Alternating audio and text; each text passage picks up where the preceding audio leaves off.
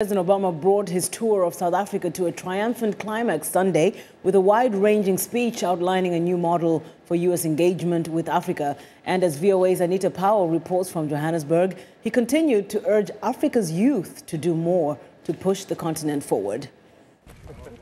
The emotional highlight of Mr. Obama's visit to South Africa was his family's trip to Robben Island, the prison camp near Cape Town where South African icon Nelson Mandela spent decades in prison for his opposition to racist white rule.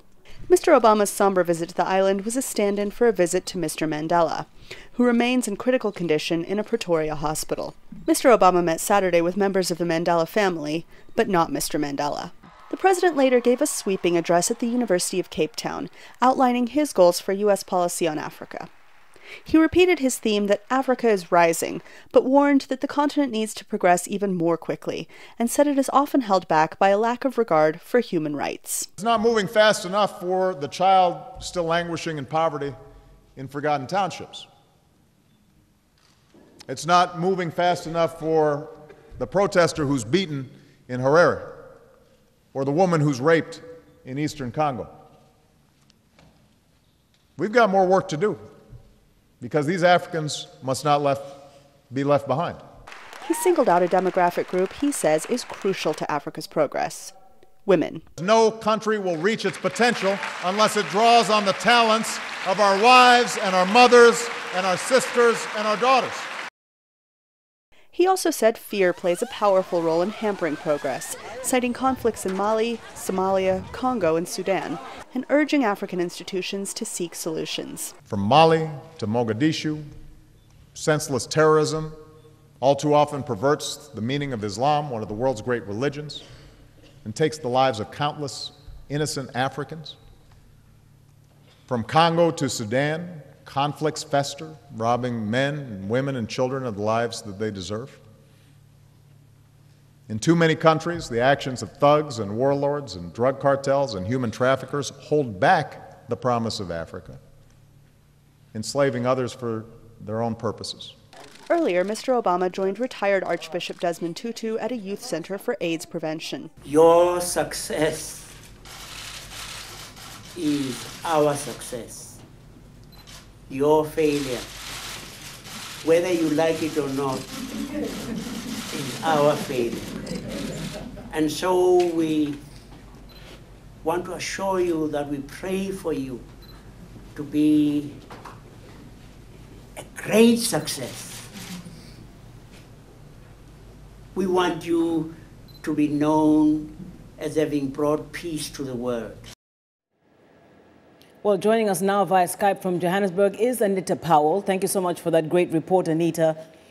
You know, obviously the trip to Robben Island was a big highlight for President Obama and his family, even though they've met, well, at least especially this time he wanted the family to really see Robben Island.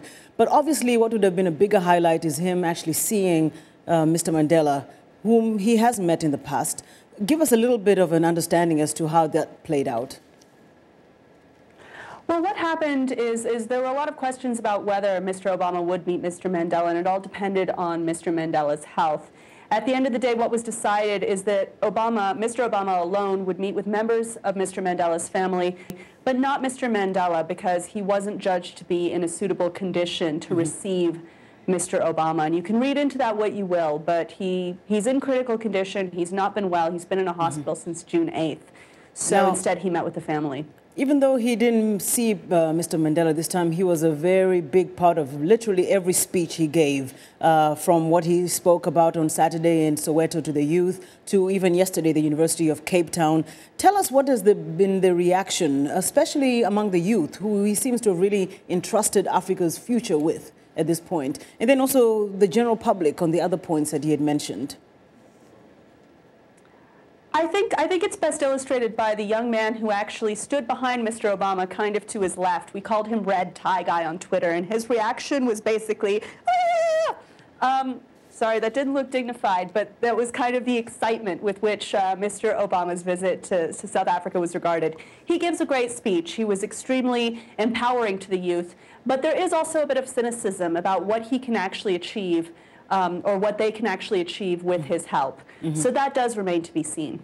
Very briefly, Anita, on the point of Zimbabwe, which President did mention and also raise the issue of free and fair elections, President Zuma, who is the SADC mediator to Zimbabwe, raised the issue of sanctions, a very touchy issue on that matter.